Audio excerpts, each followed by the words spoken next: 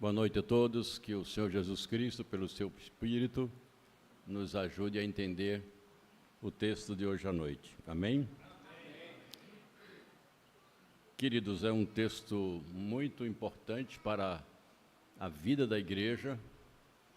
Também é um texto das Escrituras que tem causado muita, digamos assim, dissidência, diferença e às vezes até conflitos entre membros de igrejas que se declaram como evangélicas. Inclusive, tem-se um ramo dentro do grupo dos evangélicos que abraçam essa denominação que vem desse evento que vamos falar hoje, que é o Pentecostes, e deriva-se daí do nome pentecostal. O que é isso? O que é que isso significa na Bíblia? O que é que isso tem a ver conosco? Não tem nada a ver conosco. As perguntas surgem e, sem dúvida nenhuma, elas exigem, elas clamam por uma resposta. E toda vez que nós estamos diante de um texto como este, importante e ao mesmo tempo sensível, é necessário a gente deixar o próprio texto falar para a gente. Então hoje eu quero muito mais falar da maneira como o próprio Lucas, quando escreveu esse texto, fez. Então eu me desprendi um pouco da metodologia de tentar grupar ideias e me dispus a fazer com vocês um estudo versículo por versículo do texto. Então, abra sua Bíblia em Atos capítulo 2, mantenha ela aberta, versículo 1 até o versículo de número 13.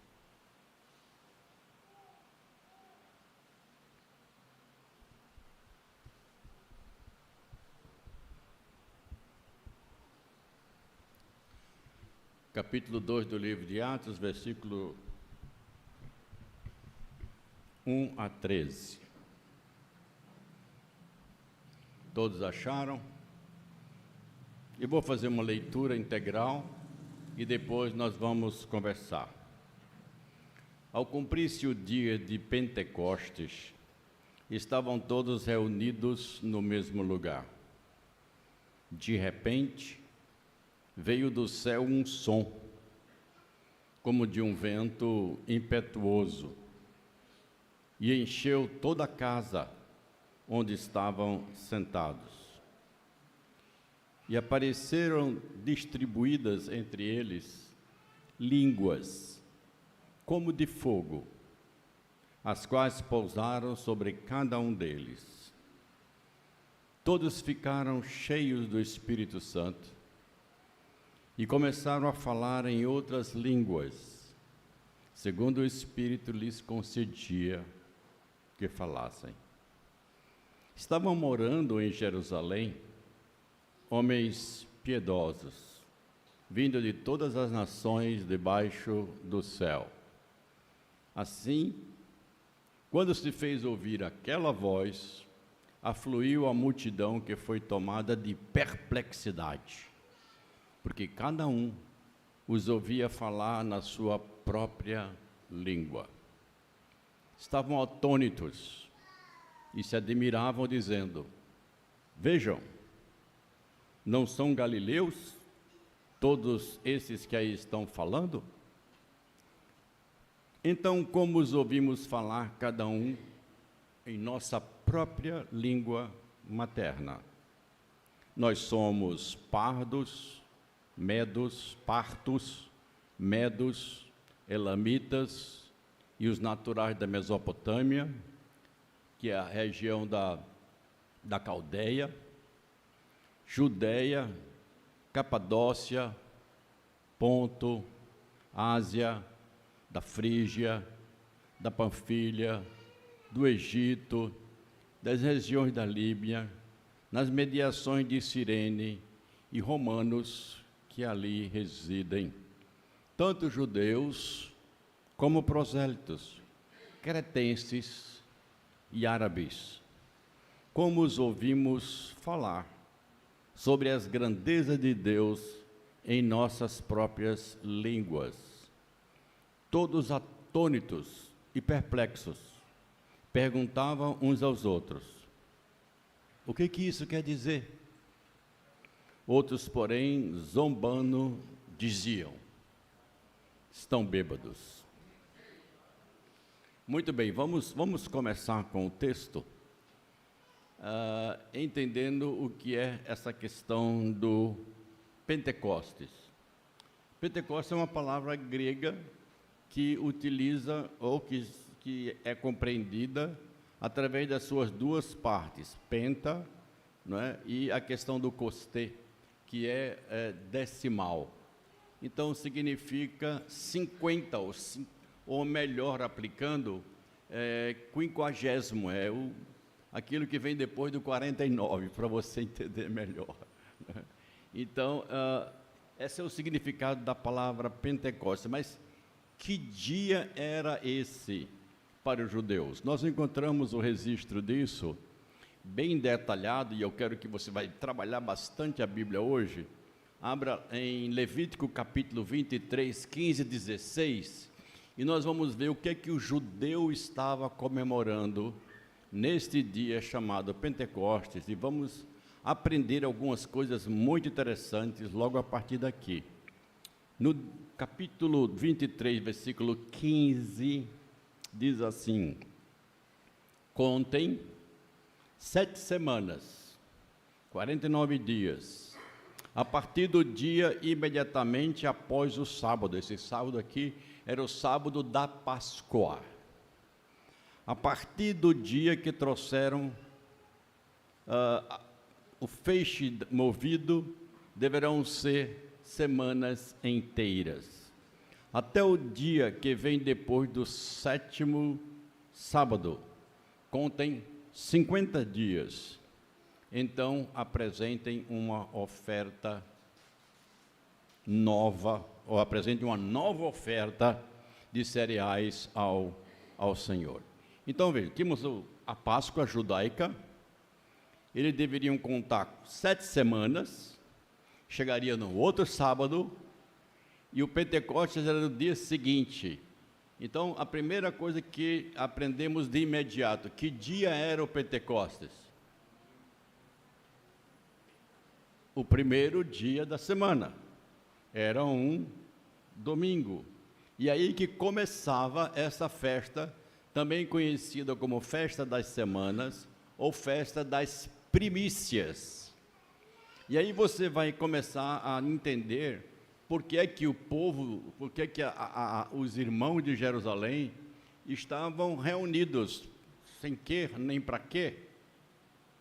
Eles estavam reunidos porque era o costume deles começarem a se reunir no dia que o Senhor ressuscitou. Então, vem uma pergunta que também é importante para nós responder: aonde esta igreja estava reunida? Porque nós sabemos que a igreja primitiva tinha aproximadamente 120 pessoas. E se você notou atenção no texto que nós lemos, depois que aconteceu o evento especial aqui do Espírito Santo, uma multidão se juntou. Que casa seria capaz de arrebanhar, ou seja, acomodar adequadamente 120 pessoas e depois uma multidão? Bom, nós não temos condições de saber que local era esse, mas muito provavelmente eles estavam reunidos no templo, em alguma das salas laterais que o templo possuía. Então, uma casa comum, como nós já vimos, jamais poderia fazer isso. E chama a atenção também o fato dessa palavrinha estar reunida. Não é só estarem juntos, é estarem de acordo. Eles estavam unânimes, indicando uma mesma atitude mental. Então, estavam ali com busca de algo interessante.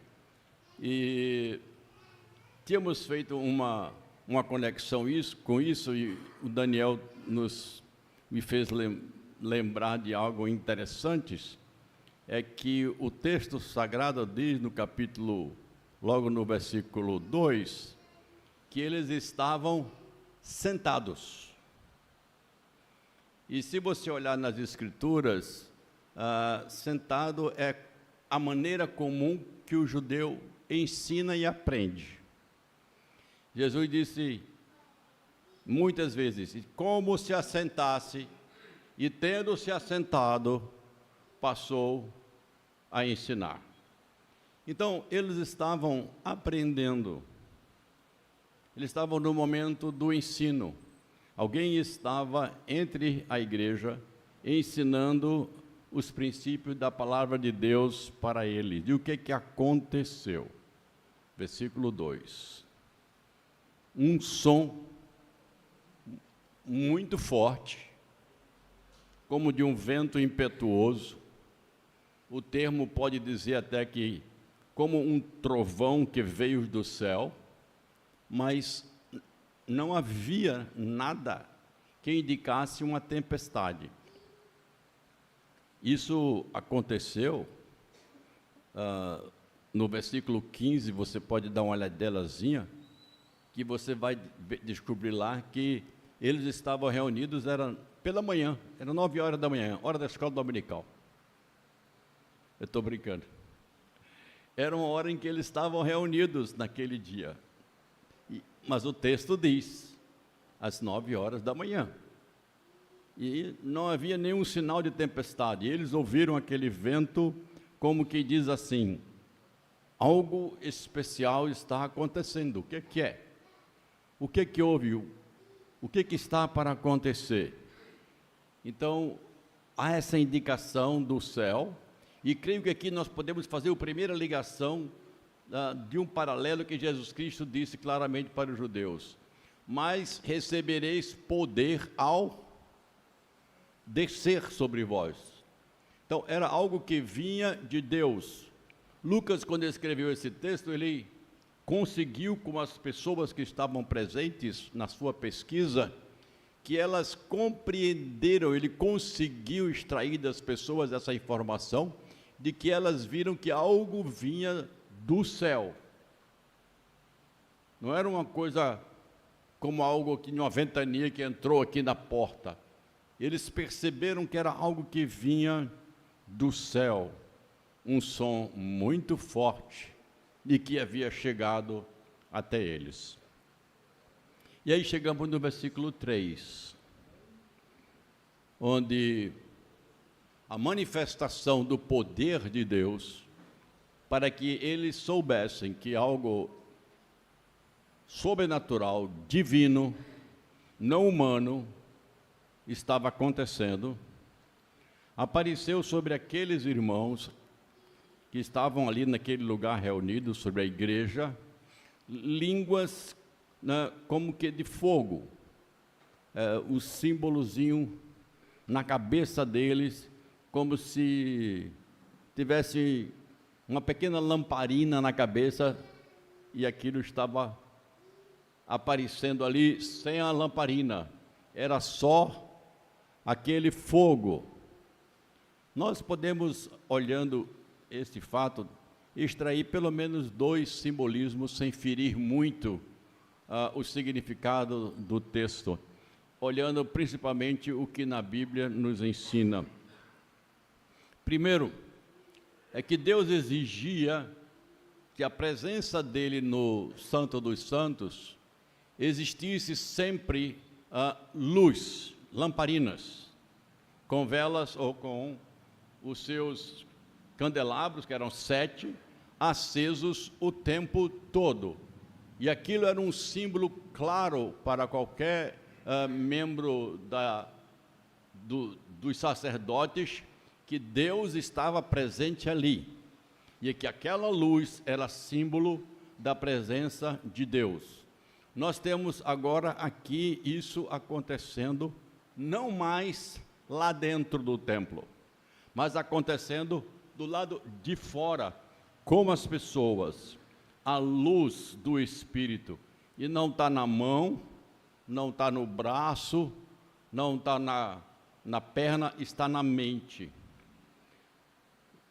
Eu começo aqui agora a trazer algumas advertências de certos ramos, que nada mais são do que invencionice. Quando estávamos em Cuiabá, uma determinada igreja resolveu fazer uma reunião em um determinado monte que existia perto de Cuiabá, acessível, e cada membro da igreja deveria levar um gravetinho. Aí você diz assim, vão fazer uma fogueira? Não. Eles iam orar ao Espírito Santo, para que o Espírito Santo acendesse o gravetinho de cada um, assim como acendeu no dia de Pentecostes essas lâmpadas na cabeça. Você sabe do resultado. Não acendeu nenhum. Alguns pastores até brincaram, disseram, esqueceram de levar o fósforo.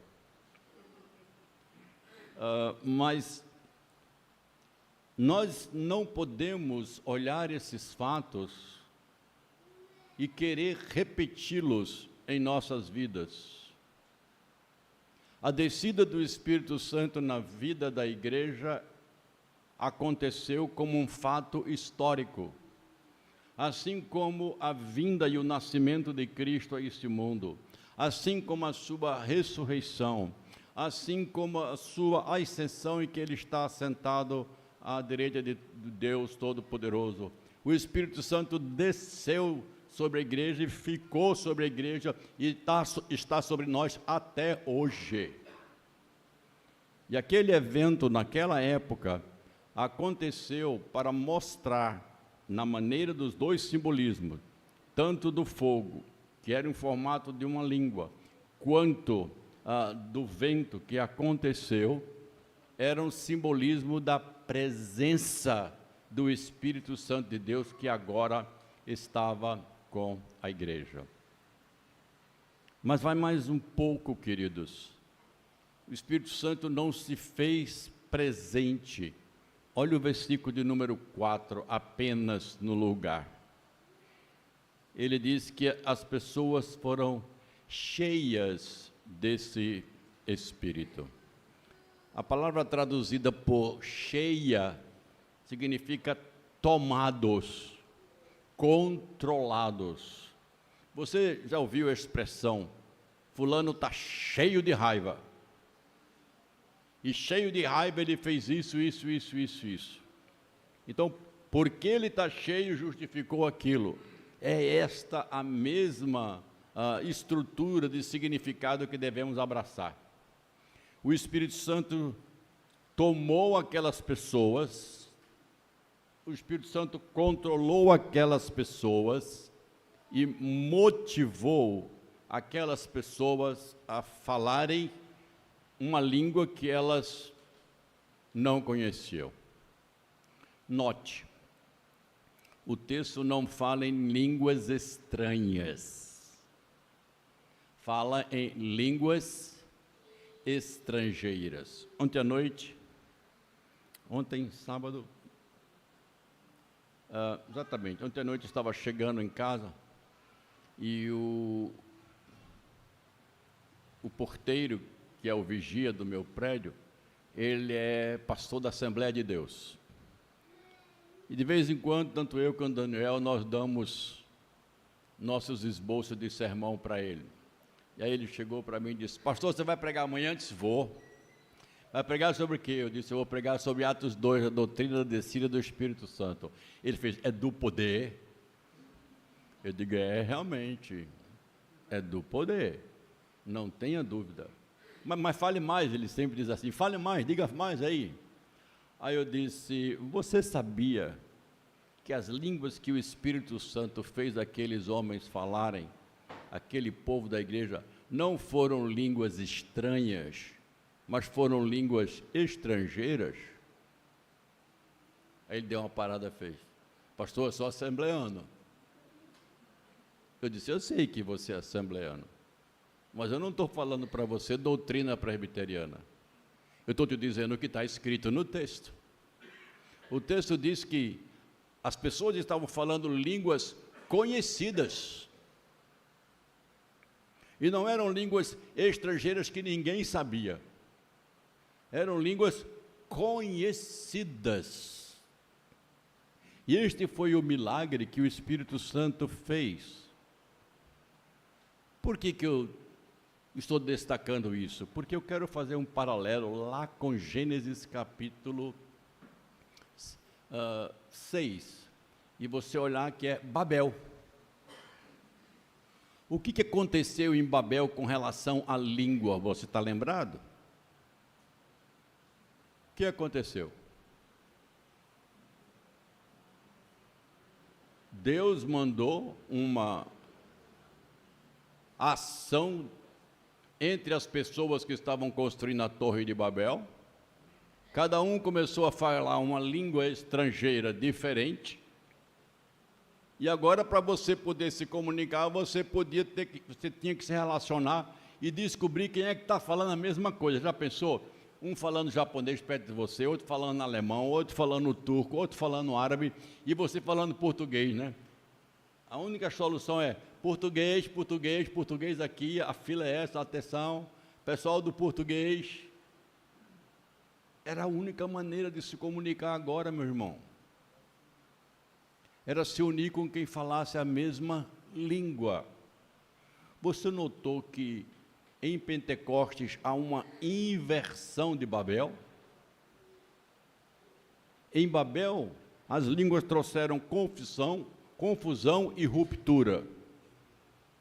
No Pentecostes, as línguas trazem unidade e, ao mesmo tempo, trazem compreensão e não confusão. Nós os entendemos na nossa própria língua. Então veja o evento de Babel como uma intervenção de Deus, trazendo um aspecto diferente, completamente, do uso de várias línguas. Agora, olhando para o versículo 5 e 6, em que nós temos um detalhe mais específico desse assunto, diz que muitos judeus estavam morando em Jerusalém. Como é que eles falavam tantas línguas diferentes? Se eles moravam em Jerusalém, e a língua mais comum em Jerusalém era o aramaico e o grego.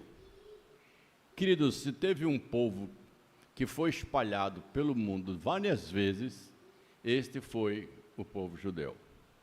Além disso, o judeu ele era muito ligado na questão do comércio.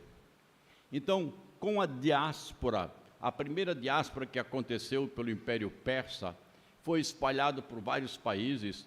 A segunda diáspora, ou espalhamento dos judeus que aconteceu pelo Império Babilônico, que eles não foram levados para a Babilônia apenas, para a Babilônia foi só a elite, o resto foi espalhado entre as nações que compunham o Império Babilônico.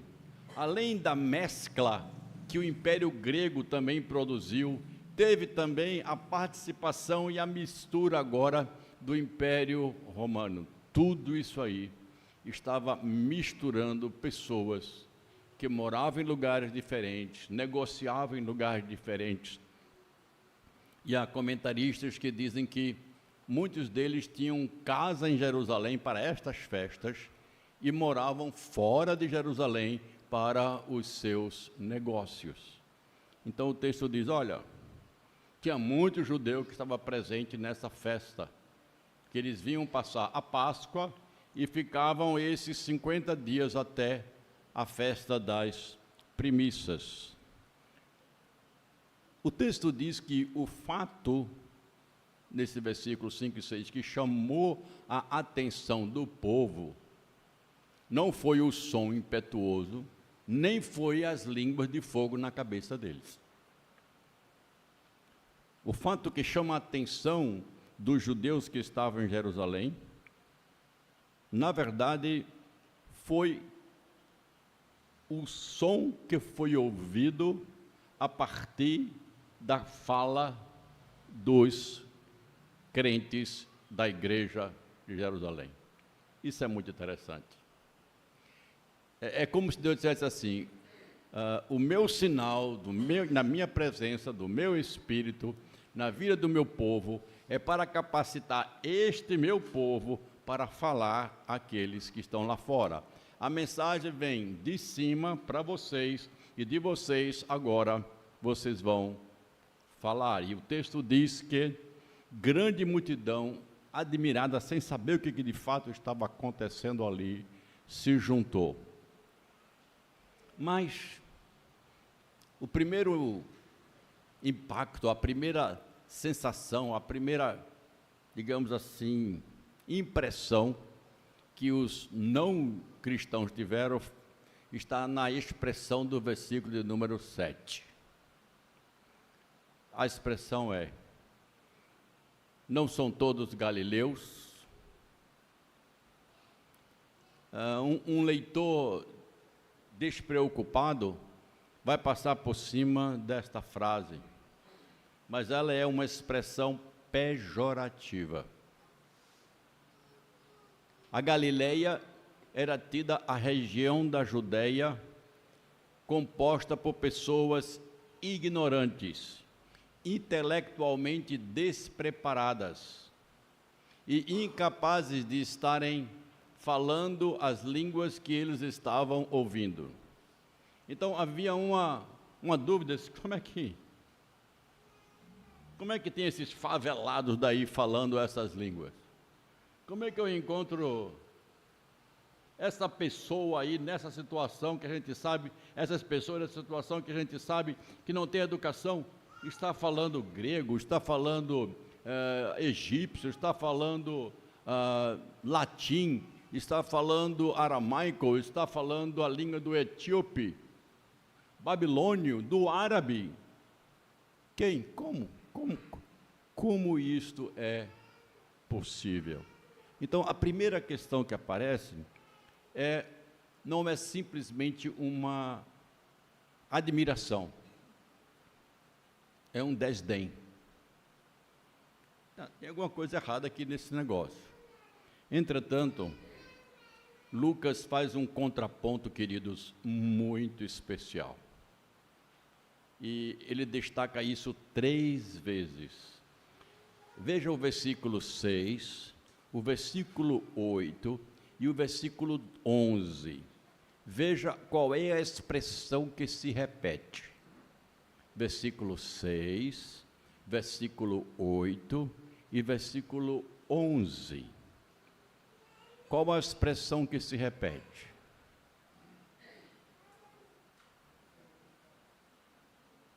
Seis, 8 e 11.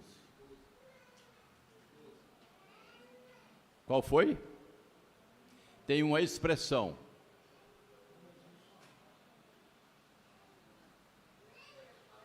Qual é? Tem uma expressão que se repete. Não é uma palavra, é uma expressão. Vou facilitar. Isso, alguém já leu aí, ó. Qual é? Isso, na sua própria língua, na nossa própria língua. 3 vezes. O que nós podemos depreender disso, ou entender disso? Queridos, João Calvino não deixa dúvida, e ele diz que 2 milagres estavam acontecendo aí ao mesmo tempo. O milagre de falar em outras línguas, e havia um monte de gente falando em outras línguas, 120. E o milagre de que cada um que não era igreja estava entendendo todo mundo falar na sua própria língua. Imagina que aqui na igreja todo mundo começa a falar, são indicadas no texto aí pelo menos 15 línguas. Imagina que aqui na igreja 15 pessoas começassem a falar em 15 línguas diferentes e você só entendesse uma dessas línguas. O que você diria? Você conseguiria entender aquela pessoa falando? Na única língua que você entende? Resposta? Não. Mas o texto diz, como é que cada um de nós, então não é alguns, todos nós, entendemos eles falarem na nossa língua materna as maravilhas de Deus. Então, nós conseguíamos entender tudo aquilo que era falado se estivéssemos lá, como se alguém estivesse falando de um português claramente perceptível para nós. Então, queridos, há uma manifestação sobrenatural em contextos ali. A igreja falava, as línguas eram diversas, o povo que estava do lado de fora entendia, tanto os convertidos ao judaísmo, que é essa palavrinha que você tem na Bíblia chamada prosélito, é uma pessoa que já havia sido convertida ao judaísmo e já havia se circuncidado, então eram chamados de prosélitos, indicando que eram pessoas de outros lugares, não eram só judeus, mas todos que estavam ali conseguiam entender claramente.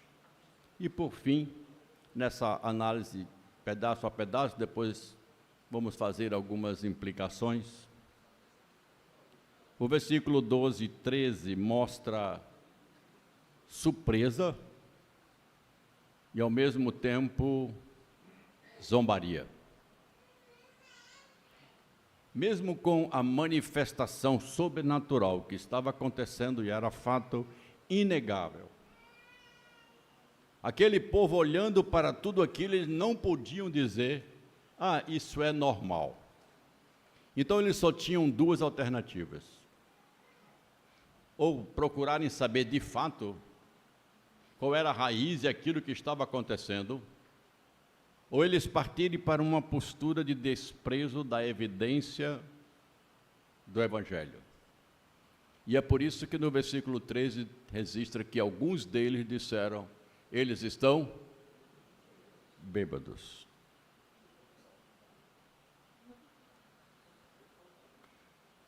Eu estava ouvindo um debate entre um teólogo irlandês reformado e um cientista de uma universidade também,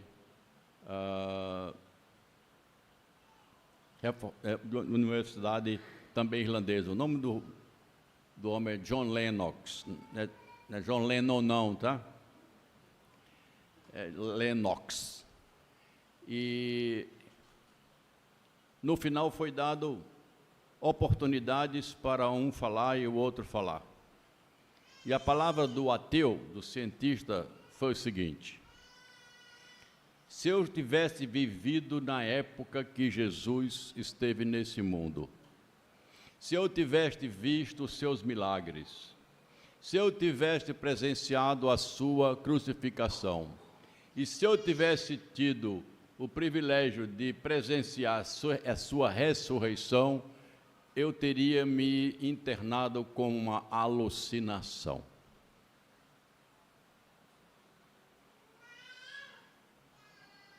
Essa foi a declaração dele.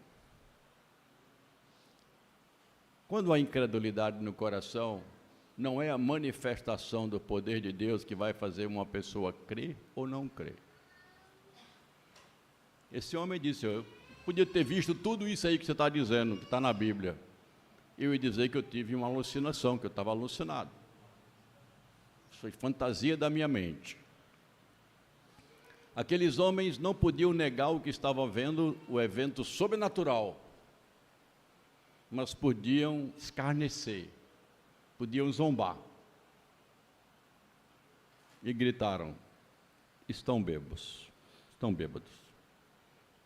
O que nós aprendemos dessa verdade? E aqui podemos chegar a um aspecto muito bom acerca do que aconteceu ali. Primeiro, o evento marca o selo dado por Deus na vida da igreja. Deus mandou Jesus, Jesus cumpriu toda a obra de salvação, foi ao céu, o Pai e o Filho enviam o Espírito Santo, e o Espírito Santo sela a igreja, cumprindo a promessa que Jesus Cristo disse: fiquem em Jerusalém, até que vocês sejam tomados, é a mesma expressão, revestidos, motivados pelo Espírito Santo de Deus. E quando isso acontecer, vocês receberão poder. E o poder é para falar, não é para realizar milagres, embora que muitos milagres foram feitos pelos judeus, pelos cristãos, mas Jesus Cristo disse isso bem claro em Marcos capítulo 16, versículo 17: estes sinais seguirão os que creem, e não os que creem seguirão estes sinais. Ou seja, pode vir no rastro da pregação do Evangelho a manifestação do poder de Deus de muitas maneiras. Isso pode acontecer. E o que nós aprendemos desta igreja, agora capacitada, e quando formos estudar o restante do livro de Atos, você vai ver agora uma igreja, em termos de falar do Evangelho, uma igreja fortemente corajosa e ousada para falar de Jesus. Em tempo, fora de tempo, e perseguição com perseguição, não importa o que estivesse acontecendo. Essa é a característica da presença do poder do Espírito Santo. Mas eu quero destacar 3 coisas finais para a gente meditar sobre ela nesse texto de Atos 2, 1, 13. O Evangelho, queridos, é sempre a exposição do poder de Deus. Nunca se esqueçam disso. O Evangelho não é simplesmente dar uma notícia, é muito mais.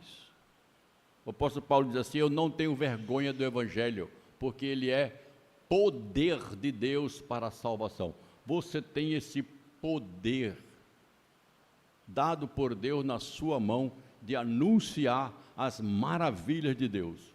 O que Deus fez com a morte, o que Deus fez com os nossos pecados, o que Deus está prometendo para a vida daqueles que o amam, o como Deus cuida de nós, como Deus nos consola nas dificuldades, como Ele supre as nossas fraquezas.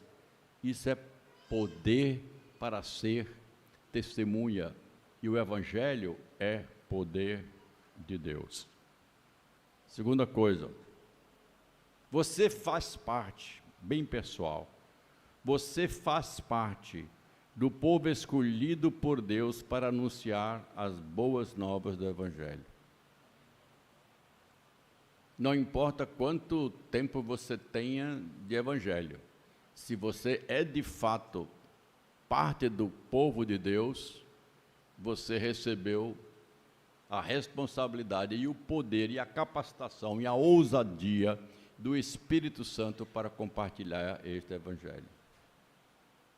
Se nós não estamos evangelizando, nós não estamos falando do Evangelho, se a nossa vida não está mostrando Jesus, se as pessoas não estão conhecendo a Cristo através de nós, tem algo muito grave com o nosso cristianismo. Não fomos feitos para dentro de 4 paredes. Fomos feitos, povo de Deus, para fora.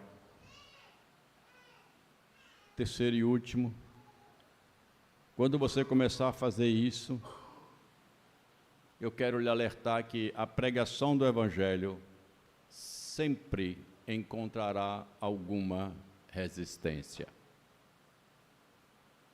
Não se decepcione quando alguém criticar você. Não fique diminuído, acabrunhado, quando alguém ridicularizar de você. Eu já passei por uma situação que quando a pessoa soube que eu era evangélico, ela diz assim: rapaz, eu pensava que você era uma pessoa bem mais inteligente. Uau! Dá vontade de você responder na mesma altura, né? Idiota és tu que não vês a graça do Evangelho. Essa que dá vontade de dizer. Mas as pessoas dizem, quando você é crente, como é que uma pessoa que sabe essas coisas vai ser crente? Das duas umas, ou ela quer ridicularizar mesmo, ou a imagem de cristianismo que está na cabeça dela está completamente deturpada. E alguma dessas pessoas era justamente essa imagem que tinha na cabeça. Crente não bebe, crente não joga, crente não usa bermuda, crente não faz isso. Era uma lista de não pode, não pode, não pode, não pode, não pode, não pode. Esse não é o Evangelho de Cristo. Mas elas, por terem essa imagem, conectam você àquilo e trazem a deturpação. A pregação do Evangelho sempre encontrará resistência, e isso poderá respingar em você. Mas lembre-se, primeiro, o Evangelho é sempre a proclamação das maravilhas de Deus. Você faz parte do povo de Deus, mas esteja preparado para, em algumas situações, sofrer esta resistência. E em todas essas situações nós temos o que precisamos. O que é? O poder do Espírito Santo de Deus, que já foi dado à sua igreja. Ele veio, ficou e está entre nós e nos capacita para o cumprimento das missões. Aonde? Por que você acha que Lucas foi tão enfático em citar 15 nações de línguas diferentes? Sabe por quê? Porque ele estava rompendo com o exclusivismo judaico e abrindo o Evangelho para todos os povos, línguas e nações. Como a gente canta, é do outro lado da rua ou do outro lado do mundo, não importa, falarei do seu amor. Amém? Curve nossas cabeças, vamos orar. Obrigado, bondoso Deus, por essa presença poderosa do Teu Espírito nas nossas vidas. Esse Espírito que veio, ficou conosco, está conosco, e assim como capacitou a Tua igreja no passado, continua a capacitar a igreja do presente, e nós fazemos parte delas. E somos responsáveis pela propagação deste Evangelho poderoso, e de falar das maravilhas de Deus. Que essa semana, Senhor, pelo Teu Espírito, tenhamos o privilégio de experimentar, falar de Jesus para uma pessoa que conhecemos. Oramos assim, em nome de Ele. Amém.